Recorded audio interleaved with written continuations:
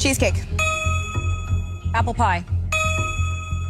Chocolate chip cookies. Whoa, wait a minute. So the hood dude has your full attention. You both ran to him. The drug dealer has your full attention. You both ran to him. And the dude working a job, your mother's skipping to, and you're not going anywhere, right? Let me see this. Brownies. Yeah, you're not going anywhere.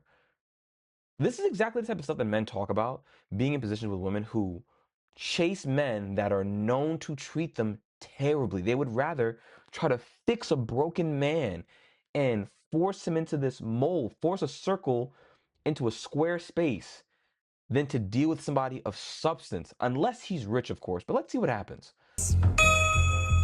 Ice cream sundae. S'mores. She's sprinting. She is mid-sprint to the toxic guy. And the daughter's following right behind. Yo, hold on. Look at the stance that she took. S'mores. That is a track stance.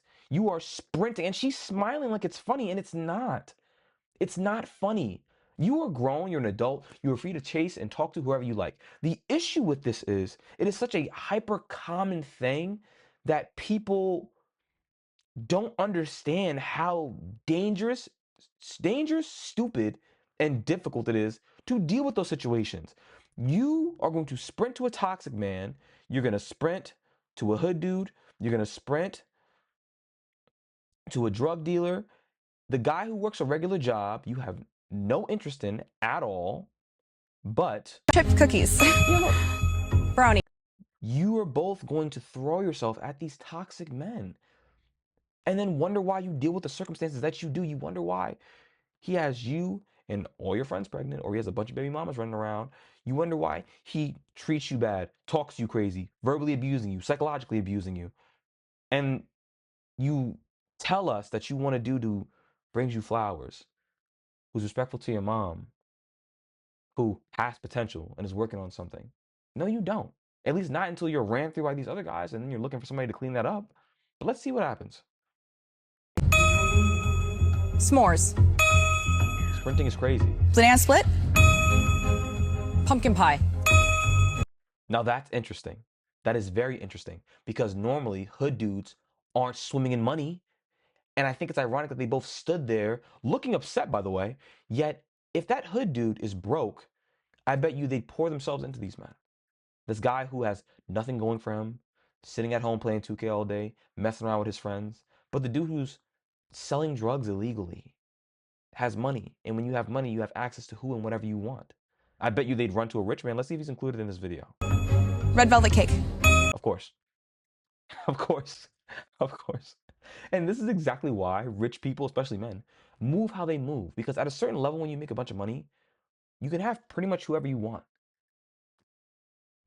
You can. Because the level of access that having that money buys you, the experiences, the food, the vacations, the vehicles, and the guy who's selling a bunch of drugs isn't rich. He has more money than the broke guy and usually the 9 to 5. And they would settle for a broke hood dude or a dude who's selling drugs that can be taken away at any point, can be put down at any point because he has to worry about ops depending on where he goes. And they would rather that type of excitement than deal with somebody of substance, like the dude who's working a 9 to 5. And though they sat down for the broke guy, usually when they say broke, they don't mean absolutely no money. They mean a dude who isn't swimming in money. And this is exactly the type of stuff that we talk about. They will put themselves in these circumstances and complain about it over and over and over again. You want people to feel sorry for you. And they don't. They don't. How do y'all feel about this? Watching this mother and daughter celebrate the toxic men that they are attracted to.